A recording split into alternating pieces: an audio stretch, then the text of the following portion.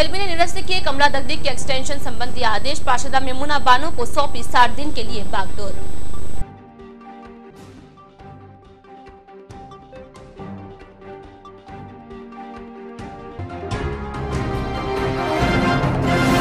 शहर में sewerage line डालने के कार्य में हो रहा है भ्रष्टाचार। आम आदमी पदाधिकारियों ने दिया सभापति को ज्ञापन।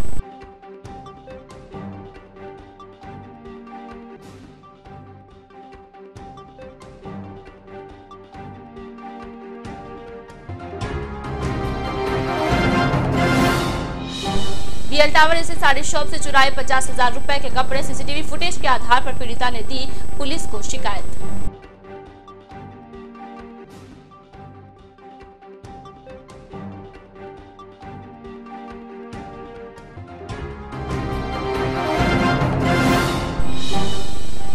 और कांग्रेस जनों ने किया नवनियुक्त ब्लॉक अध्यक्ष मेवाड़ा का स्वागत। साफा व माला पहनाकर स्वागत करते हुए दी बधाइयां।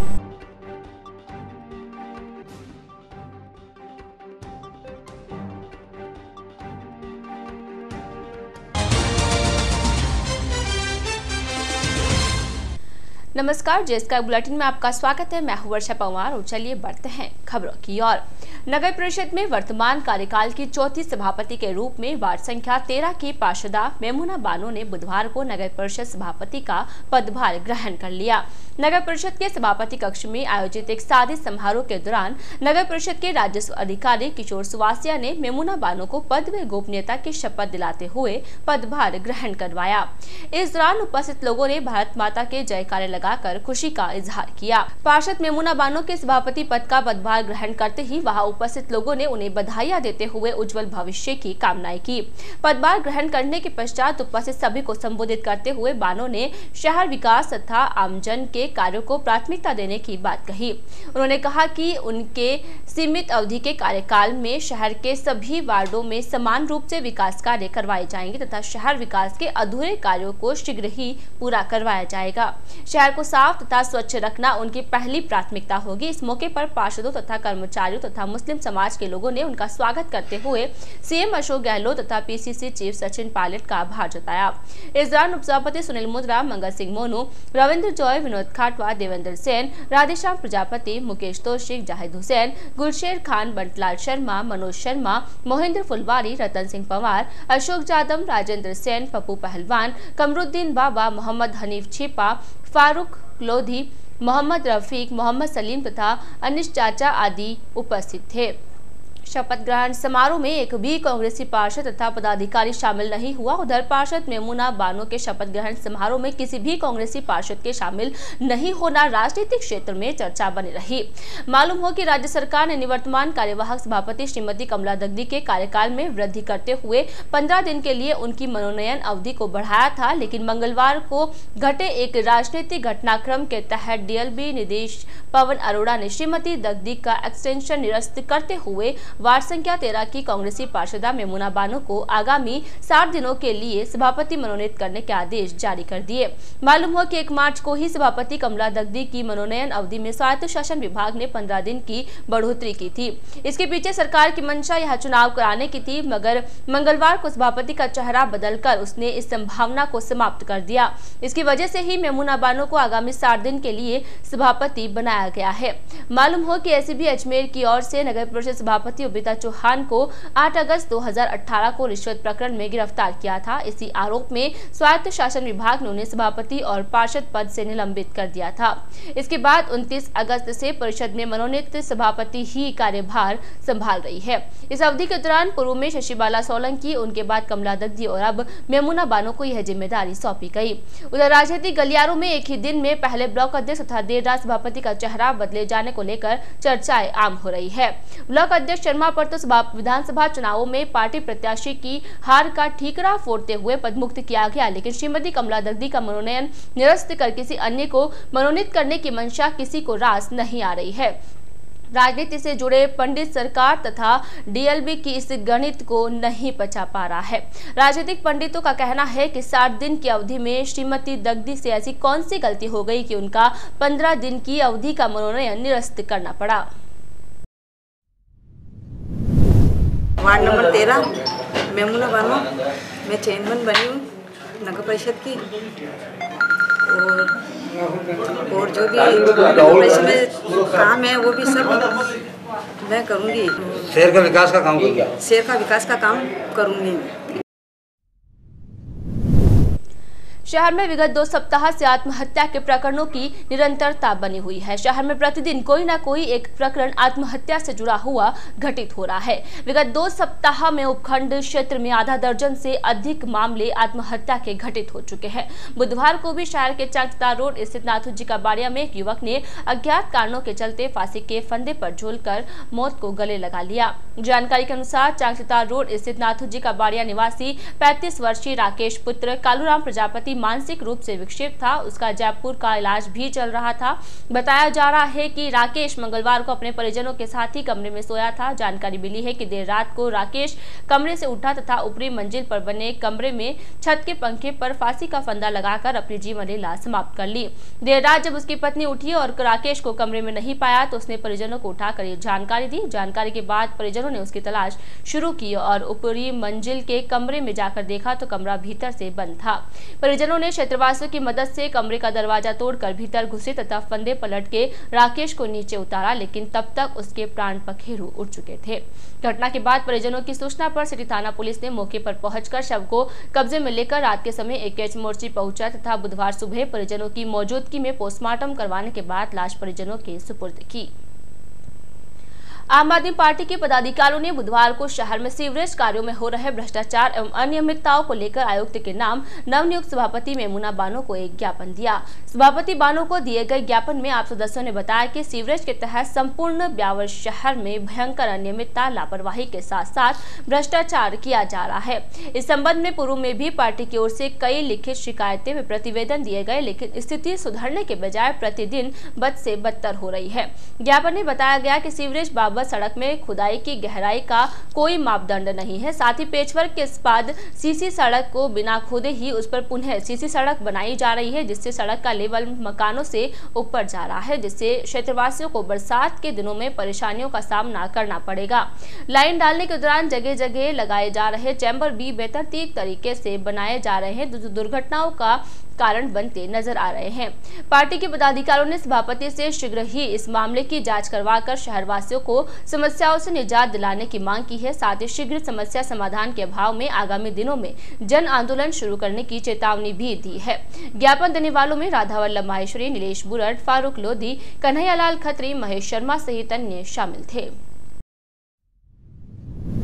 आम आदमी पार्टी ने पुनः नगर परिषद को याद दिलाया है कि नगर परिषद को पूर्व में 13/2 को भी ज्ञापन दिया गया था। उस पर सीवरेज को लेकर अभी तक कोई पुख्ता कार्रवाई नहीं की गई है।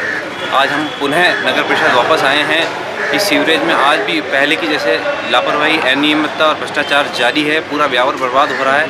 इस संदर्भ में हमने आज नई सभापति महोदय मेमुना बानो को इस संदर्भ में जानकारी दी है, क्योंकि आयुक्त महोदय आज उपस्थित नहीं है। पूर्व के हमने ज्ञापन के संदर्भ में भी बातचीत करी है। अधिकारियों को भी तलब कराया है कि ब्यावर में जो गड़बड़ियाँ हो रही है सीवरेज को लेकर, जानबूझ के जो गड़बड़ियाँ हो रही है उस पर ध्यान दिलाया जाए। नहीं तो ये आम आदमी पार्टी इसके खिलाफ पूरे ब्यावर शहर के अंदर आंदोलन छेड़ेगी। गली गली के अंदर सीवरेज को लेकर जो समस्याएं हो रही है उससे पूरे ब्यावर के आम नागरिक परेशान हैं। इस संदर्भ में हमने मेमुना बानो सभापति महोदय को ज्ञापन दिया है। उन्होंने पूरा आश्वासन दिया है कि हम इस पर कड़ी से कड़ी कार्रवाई करेंगे, और हमने कहा कि अगर कार्रवाई नहीं की जाती है तो जल्द ही आम आदमी पार्टी इसके खिलाफ बहुत बड़ा कैंपेन पूरे ब्यावर स्तर पर उठाएगी। राजकीय माध्यमिक शिक्षा बोर्ड की ओर से कक्षा 12वीं की मुख्य परीक्षाएं गुरुवार से शुरू होने जा रही है। उक्त परीक्षा उपखंड के 23 केंद्रों पर आयोजित होगी। इसके लिए राजकीय पटेल उच्च माध्यमिक विद्यालय को संग्रहण केंद्र बनाया गया है, जहां परीक्षा के सफल व शांतिपूर्ण आयोजन को लेकर बुधवार को बैठक का आयोजन कर शिक्षकों को आवश्यक दिशा निर्देश दिए गए। बैठक में केंद्र अधीक्षक राजेश जिंदल, अतिरिक्त केंद्र अधीक्षक राजेंद्र प्रजापति व परीक्षा प्रभारी गुरुशरण गोयल आदि ने सभी शिक्षकों को आवश्यक दिशा निर्देश दिए, जिसमें शिक्षकों को मोबाइल साथ में नहीं लाने के साथ ही छात्र व छात्राओं को किसी भी प्रकार की अवांछित सामग्री साथ नहीं रख सके और उनकी परीक्षा प्रारंभ होने से पूर्व सघन तलाशी लेकर संतुष्ट होने के निर्देश दिए। इसी तरह शिक्षकों को परीक्षा प्रारंभ होने से पूर्व आधा घंटा पहले आने के आदेश दिए गए। परीक्षा प्रारंभ होने से पूर्व सभी वीक्षक कक्षा कक्ष में पेपर को ध्यान से देखकर ही वितरित करने के साथ ही केंद्र अधीक्षक सहित शिक्षकों की संयुक्त जिम्मेदारी से परीक्षा आयोजित करवाने को कहा।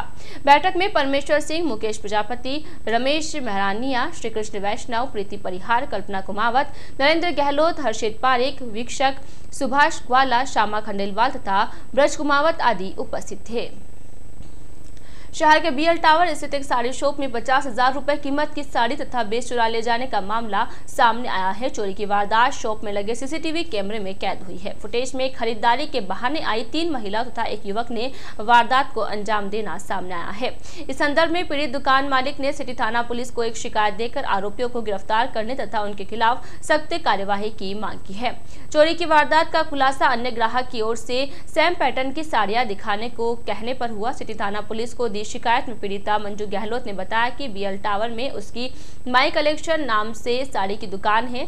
गहलोत ने बताया कि बुधवार को उसकी दुकान पर एक ग्राहक साड़ियों की खरीद करने के लिए आया था। ग्राहक ने उनसे किसी विशेष पैटर्न की साड़ियां दिखाने को कहा तो उसने सारी दुकान छान मारी, लेकिन उसे दुकान में उस पैटर्न की साड़ियां नहीं मिली, जबकि उसके स्टॉक में उक्त साड़ियां है। गहलोत ने बताया कि शक होने पर उसने अपनी शॉप में लगे सीसीटीवी कैमरे के फुटेज खंगाले तो सामने आया कि 23 फरवरी को 3 महिलाएं तथा एक युवक खरीद के लिए आए तथा शादी के लिए साड़ियां दिखाने को कहा। गहलोत के अनुसार चोरों ने मिलकर साड़ी देखने के बहाने 45,000 रुपए कीमत के कुछ बेस तथा 5,000 रुपए कीमत की एक साड़ी अपने बैग में रख ली तथा अगले दिन अपनी बेटी को साथ लेकर आने तथा साड़ी खरीदने की बात कहते हुए वहां से चले गए। पुलिस ने पीड़ित दुकानदार मंजू गहलोत की शिकायत पर कार्यवाही करते हुए अज्ञात लोगों के खिलाफ मामला दर्ज कर जांच शुरू कर दी है। मेरी दुकान में 23 तारीख को कुछ कस्टमर आए थे, जिसमें 3 तो लेडीज़ें थी जिन्होंने लहंगा चुन्नी पहन रखा था और एक जेंट्स था जिसने चश्मा लगा रखा है और कान में लौंग पहन रखे थे। तो उन लोगों ने आके मुझे ऐसे बोला कि हमारे को लड़की के लिए ड्रेस दिखाओ, सगाई है हमारे। तो मैंने उन लोगों को कपड़े दिखाने स्टार्ट किए। तो उस समय क्या मेरे पीछे का सारा सामान आगे रखा था, वापस जमाना था, इसलिए तो वो ड्रेस नीचे मतलब दबी हुई थी। तो मैंने नीचे से निकालने स्टार्ट की और उनको दिखाना स्टार्ट किया। तो जैसे मैं नीचे झुकी तो वो लेडी से तो चोरी के मकसद से आई थी, तो उन्होंने ऊपर से एक ड्रेस उतारा और चुपके से बैग में डाला और बाहर किसी को पकड़ा दिया। फिर वो लोग चले गए। उसके 3-4 दिन बाद में ऐसा हुआ कि जैसे वही वैसी ड्रेस देखने के लिए कुछ कस्टमर मेरे पास आए, तो मैंने उन लोगों को बेस दिखाने स्टार्ट किए। तो जब मुझे ये ध्यान आया कि मेरे पास वो ड्रेसें थी और कहाँ चली गई, मैंने ढूंढी उन्हें तो नहीं मिली। तो फिर मुझे शक हुआ कि उस दिन वो औरतें आई थी तो कहीं उन लोगों ने तो नहीं उठा ली, वो मतलब चोरी तो नहीं कर लिया। तो उसके बाद में मैंने ना सीसीटीवी कैमरे में मैंने देखा तो बिल्कुल साफ क्लियर स्पष्ट हो गया कि उन लोगों ने बहुत सी मतलब कम से कम 50,000 की मेरी दुकान से चोरी की है। फिर वो मैंने पेन ड्राइव में निकाला और पेन ड्राइव में लेके और आज मैंने थाने में रिपोर्ट लिखाई है उन लोगों के प्रति कि मेरे दुकान से ये चोरी हुई है। सीआई साहब से मैं मिली हूँ और उन्होंने मेरी रिपोर्ट दर्ज की है और उन्होंने कहा है कि मैं सख्त से सख्त कार्रवाई करके इन लोगों को पकड़ूंगा। बुधवार को एक गफलत ने ब्यावर पुलिस की परेड करा दी। गड्ढे में शव दबा होने की सूचना ने एक दफा पुलिस के हाथ पैर फुला दिए, लेकिन इंसान के बजाय श्वान का शव होने पर पुलिस ने राहत की सांस ली। जानकारी के मुताबिक बुधवार को पुलिस कंट्रोल रूम के 100 नंबर पर पुलिस को सूचना मिली कि ब्यावर में दिलवाड़ा रोड स्थित सनातन स्कूल के सामने गड्ढे में कुछ लोगों द्वारा शव दफनाया गया है, ऊपर जूता रखा गया। सूचना पर तत्काल हरकत में आई पुलिस ने मौके पर पहुंचकर गड्ढे को खोदा तो उसमें श्वान का शव मिला। आसपास पड़ताल करने पर पाया कि किसी ने अपने पालतू जानवर श्वान की मौत होने पर उसे गड्ढे में दफनाया है। ऐसे में गलत सूचना और गफलत के चलते पुलिस को बेवजह परेड करनी पड़ी। सीआई रमेंद्र सिंह ने बताया कि एक दफा सूचना मिलने पर पूरा पुलिस प्रशासन हरकत में आया, लेकिन श्वान का शव मिलने पर राहत की सांस ली गई। श्री कुमावत पंचायत सभा एवं श्री कुमावत नवयुवक मंडल ब्यावर की ओर से शुक्रवार को 18वें सामूहिक विवाह सम्मेलन का आयोजन किया जा रहा है। फुलेरा दूज के मौके पर जालिया रोड स्थित कमलेट उद्योग परिसर में आयोजित सामूहिक विवाह सम्मेलन में समाज के 9 जोड़ों का सामूहिक पाणी ग्रहण संस्कार ग्रहण करते हुए जीवन साथी बनेंगे। सम्मेलन को लेकर कमलेट उद्योग परिसर में विशाल पंडाल बनाया गया है, साथ ही तैयारियों को अंतिम रूप दिया जा रहा है। सम्मेलन के दौरान शुक्रवार को प्रातः 8:30 बजे से गिरजाघर के पास स्थित कुमावत पंचायत से वर वधू की विशाल शोभा यात्रा निकाली जाएगी, जो विभिन्न मार्गों से होते हुए विवाह समारोह स्थल पहुंचेगी। इसके पश्चात 10:30 बजे से सामूहिक तोरण की रस्म अदा की जाएगी। 11 बजे से पाणी ग्रहण संस्कार, दोपहर 3 बजे से आशीर्वाद समारोह तथा 4 बजे से विदाई कार्यक्रम का आयोजन किया जाएगा। सम्मेलन समारोह में उद्योगपति विष्णु कुंडवाल, RPS सुश्री प्रियंका कुसुम्बीवाल, सुमेरपुर विधायक जोराराम, CI दिनेश सारडीवाल, IPS महेंद्र कुमावत, पूर्व संसदीय सचिव ब्रह्मदेव कुमावत, उद्योगपति बाबूलाल छापोला, RMS विकास सियोटा, उद्योगपति चिमन मुंदड़िया तथा कुमावत समाज गुजरात के प्रदेशाध्यक्ष कैलाश घोड़ावट को अतिथियों के रूप में आमंत्रित किया गया है। खबरों में यहाँ रुकेंगे एक छोटे से ब्रेक के लिए, जल्द हाजिर होंगे कुछ और खबरों के साथ। ब्रेक के बाद स्वागत है आपका। सदर थाना अंतर्गत ग्राम रतनपुरा सरदारा गांव में बुधवार शाम को घर पर पानी की मोटर स्टार्ट करने के दौरान भाई बहन करंट की चपेट में आ गए। हादसे में भाई गंभीर रूप से घायल हो गया, जबकि बहन झटके के साथ मोटर से दूर हो गई। घटना के बाद परिजन भाई को लेकर एकेश पहुंचे, जहां पर चिकित्सकों ने उसका स्वास्थ्य परीक्षण कर उसे मृत घोषित कर दिया। घटना की जानकारी के बाद सदर थाना अधिकारी अस्पताल पहुंचे, जहां पर परिजनों ने पोस्टमार्टम के लिए मना कर दिया। परिजनों की सहमति के बाद पुलिस ने बिना पोस्टमार्टम के ही बालक का शव परिजनों के सुपुर्द किया। जानकारी के अनुसार रतनपुरा सरदारा निवासी भंवर काठात का 10 वर्षीय पुत्र दिलशान बुधवार शाम को घर पर पानी की मोटर स्टार्ट कर रहा था। इस दौरान उसे करंट लग गया। पास ही में खड़ी उसकी 5 वर्षीय बहन सारिका को भी करंट का झटका लगा, जिसके कारण वह दूर जाकर गिर गई, लेकिन दिलशान गंभीर रूप से घायल हो गया। घटना की जानकारी के बाद परिजन दिलशान को लेकर राजकीय अमृतकोट चिकित्सालय पहुंचे, जहां पर चिकित्सकों ने उसका स्वास्थ्य परीक्षण कर उसे मृत घोषित कर दिया। ब्यावर ब्लॉक कांग्रेस कमेटी के नवनियुक्त अध्यक्ष सोहन मेवाड़ा का बुधवार शाम को कांग्रेस जनों की ओर से स्वागत किया गया। शहर के सोमनाथ कॉलोनी स्थित सोमनाथ महादेव मंदिर में आयोजित स्वागत कार्यक्रम के दौरान उपस्थित कांग्रेस जनों ने मेवाड़ा का साफा बंधवाकर तथा माला पहनाकर स्वागत किया। इस दौरान उपस्थित कांग्रेस जनों ने कांग्रेस जिंदाबाद के साथ साथ राष्ट्रीय अध्यक्ष राहुल गांधी, CM अशोक गहलोत तथा PCC अध्यक्ष सचिन पायलट जिंदाबाद के भी नारे लगाए। स्वागत कार्यक्रम को संबोधित करते हुए विभिन्न वक्ताओं ने मेवाड़ा को ब्लॉक अध्यक्ष बनाने पर खुशी का इजहार करते हुए प्रदेश नेतृत्व का आभार प्रकट किया। वक्ताओं ने कहा कि लोकसभा चुनाव नजदीक है, पार्टी ने मेवाड़ा को ब्लॉक अध्यक्ष बनाकर एक अच्छा संदेश दिया है। अब वक्त आ गया है कि सभी कांग्रेसजन एकजुट होकर पार्टी हित के लिए कार्य करें तथा लोकसभा चुनावों में राजसमंद लोकसभा सीट से चुनाव लड़ने वाले प्रत्याशी को भारी मतों से विजय बनाकर लोकसभा भिजवाए।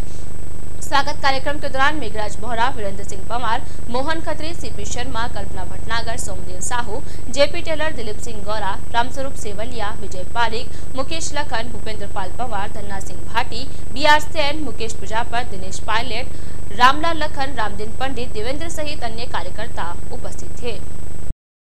पशुपालन विभाग की ओर से गाय व भैंसों में होने वाली खुरपका व मुंहपका बीमारी को रोकने के लिए बुधवार से foot and mouth disease control programme का 8वें चरण की शुरुआत हुई। इसके लिए शहर के पशु चिकित्सालय को ब्यावर बेटाडगढ़ उपखंड के लिए 40,000 गौ व भैंस वंश में टीकाकरण का लक्ष्य मिला है। पशु चिकित्सा अधिकारी जावेद हुसैन ने बताया कि FMDCP प्रोग्राम का संचालन 15 अप्रैल तक चलेगा, जिसके तहत ब्यावर बेटाडगढ़ उपखंड में गाय व भैंसों में खुरपका व मुंहपका रोग की रोकथाम के लिए टीकाकरण किया जाएगा। पशु चिकित्सा अधिकारी जावेद हुसैन ने बताया कि टीकाकरण के लिए प्रति पशु 2 रुपए दर निर्धारित की गई है, जहां अभियान को सफल बनाने के लिए 25 कर्मचारियों को नियुक्त किया गया है। इनमें 8 राजकीय व 17 निजी कर्मचारियों को लगाया है। चिकित्सालय में कर्मचारियों की कमी के कारण निजी कर्मचारियों की मदद ली जा रही है। उन्होंने बताया कि यह बीमारी एक दूसरे के संपर्क में आने पर फैलती है, जिससे मवेशी के मुंह, जीभ, मसूड़े, थनों व खुरों के बीच छाले हो जाते हैं। इसमें पशुओं को खाने, चलने सहित दूध देने में परेशानी आती है।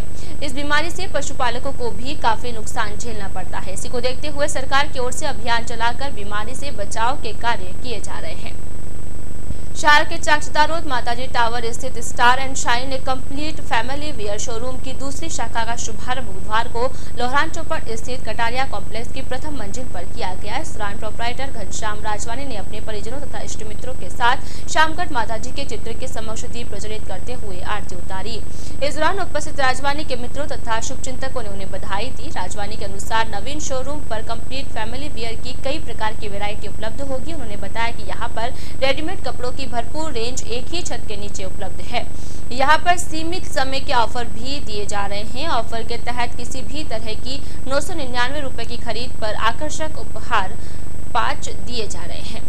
हर दिन अपने साथ इतिहास जोड़े रखता है। इतिहास में बहुत सी घटनाएं घटित होती है। 7 मार्च भी अपने साथ इतिहास के पन्नों में क्या समेटे हुए हैं, आइए जानते हैं विस्तार से आज का इतिहास कार्यक्रम। आज के इस बुलेटिन में फिलहाल इतना ही। पूरी टीम के साथ दीजिए इजाजत, फिर मिलेंगे। नमस्कार।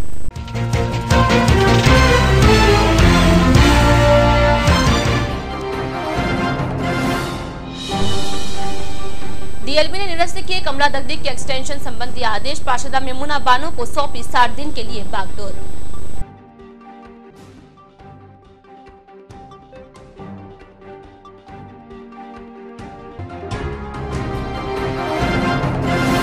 शहर में सीवरेज लाइन डालने के कार्य में हो रहा है भ्रष्टाचार। आम आदमी पदाधिकारियों ने दिया सभापति को ज्ञापन।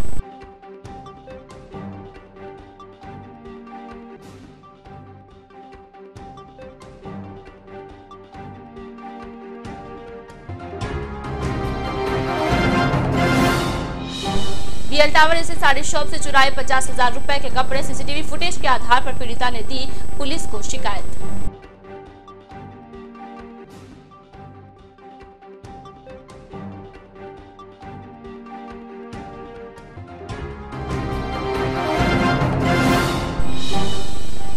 और कांग्रेसजनों ने किया नवनियुक्त ब्लॉक अध्यक्ष मेवाड़ा का स्वागत। साफा व माला पहनाकर स्वागत करते हुए दी बधाइयां।